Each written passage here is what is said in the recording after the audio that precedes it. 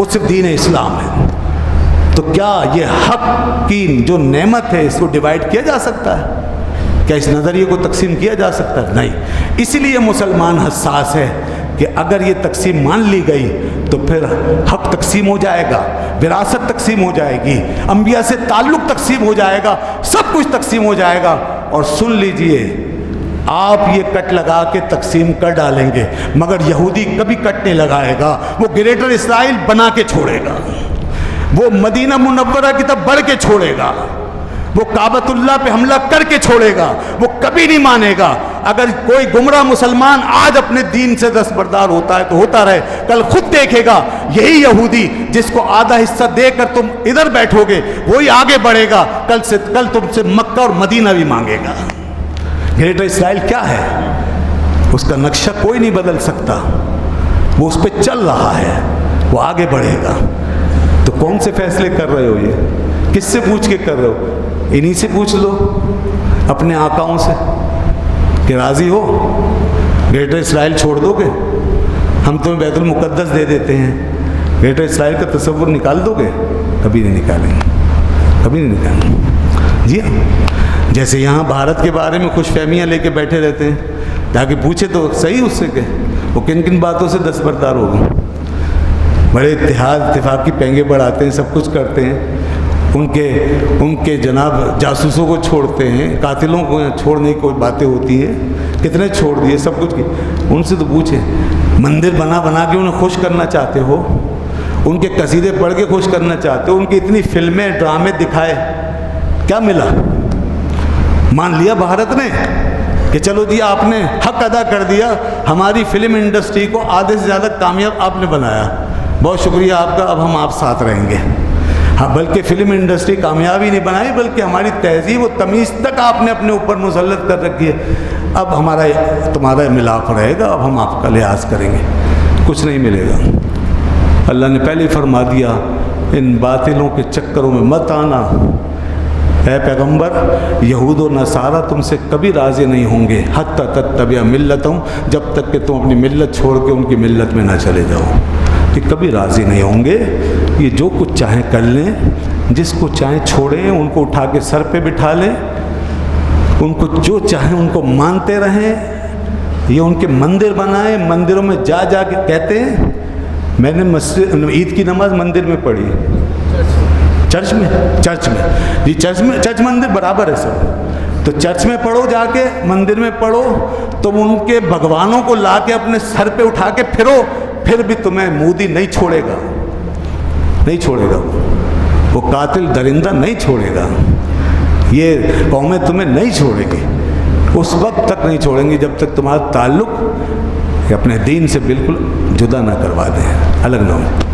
بہرحال باتیں تو بہت ہیں، ترکی نے سب کچھ چھوڑ دیا تھا، یورپ کا پورا کلچر اپنایا، مگر ایک رشتہ نہیں چھوڑا تھا، کلمہ پڑھتے تھے، مسلمان کہلاتے تھے، کبھی نہیں مانا ترکی کو۔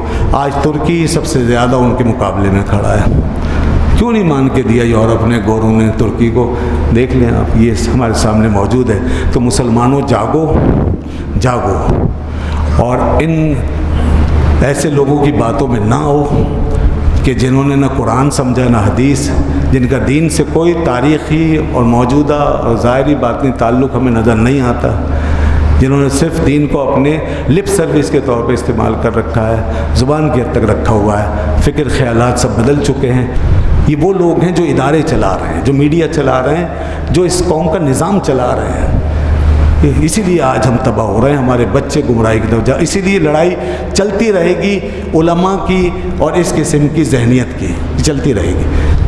وہ کچھ بھی کرتے رہیں، بالآخر یہ ہم اپنی آواز بلند کرتے رہیں گے کہ یہ غلط ہے، یہ راستہ غلط ہے، یہ کفر کا راستہ ہے۔ جو حق کو باطل سے جدا نہ سمجھے وہ مسلمان نہیں ہے۔ اللہ فرماتا ہے وَمَاذَا بَعْدَ الْحَقِّ إِلَّا الضَّلَالُ، حق کے بعد صرف گمراہی ہے اور کچھ نہیں ہے۔ اسلام حق ہے اور اسلام سب سے برتر ہے، اوپر ہے، سپریم ہے، سپیریئر ہے، بس اللہ کے یہی دین قبول ہے۔ باقی سارے دین باطل ہیں، ہم ان کا احترام کرتے ہیں مگر ان کو حق نہیں سمجھتے۔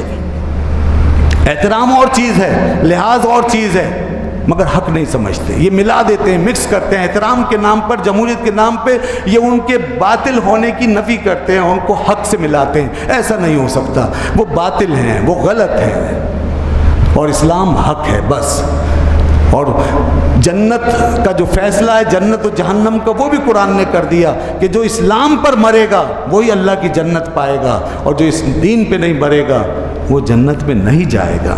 یہ ہمارا عقیدہ ہے۔ اگر یہ سب کچھ نہیں مانیں گے تو پھر دین کی بنیاد ہی کوئی نہیں رہے گی، اور کسی کو دین اسلام میں داخل کرنے کا جواز ہی نہیں رہے گا۔ تو ہمیں اللہ نے آج بھی ان نشانیوں علامتوں کے ساتھ قائم رکھا ہوا ہے جس کی بنیاد پر ہم یہ کہہ سکتے ہیں کہ ہم ابراہیم علیہ السلام سے تعلق رکھتے ہیں، ہم انبیاء کرام سابقہ جو ان سے بھی تعلق رکھتے ہیں، نبی پاک صلی اللہ علیہ وسلم کے دامن کے صدقے میں۔ دیکھیے جناب، اسی میں سے ہر سال یہ جو آپ کے یہاں عید الاضحیٰ آتی ہے اور اتنے زور و شور سے قربانی کے سلسلے ہوتے ہیں، یہ کیا ہے؟ ہر وقت نماز میں بھی ابراہیم و آل ابراہیم پہ درود بھیجتے ہو، اور پھر جب سال گزر جاتا ہے تو پھر ساری دنیا کے لوگ قربانی کرتے ہیں، تو یہ کیا ہے؟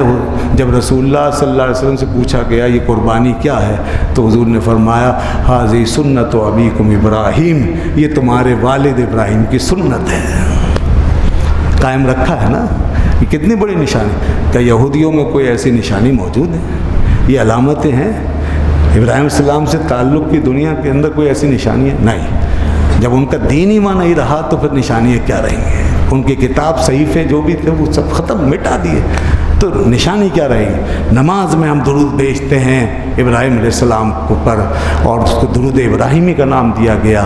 قربانی ہم ہر سال کرتے ہیں حضرت ابراہیم کی یاد میں۔ جب حج کرنے جاتے ہیں، پوری دنیا کو اللہ نے پھر ملت میں ڈھالا، ہر سال اس کی پریکٹس کرا کے اور یہ منظر دکھا کے ملت کو استحکام دیا ہے حج کے ذریعے سے، تاکہ وہاں پہنچ کر کے پھر ایک دفعہ دنیا یہ نظارہ دیکھے کہ اگر کوئی امت اور قوم حضرت ابراہیم کی جانشین اور سابق انبیاء سے تعلق رکھنے والی ہے تو یہ امت محمدیہ ہے۔ وہاں جا کر آپ اسی گھر کا طواف کرتے ہو جو ابراہیم علیہ السلام نے بنایا ہے، اسی جگہ جہاں ان کے قدم جمے ہیں آج بھی، وہاں 2 رکعت نماز پڑھوائی ہے قرآن نے، یا نماز پڑھو ابراہیم کے قدموں کو پھر یاد کرو۔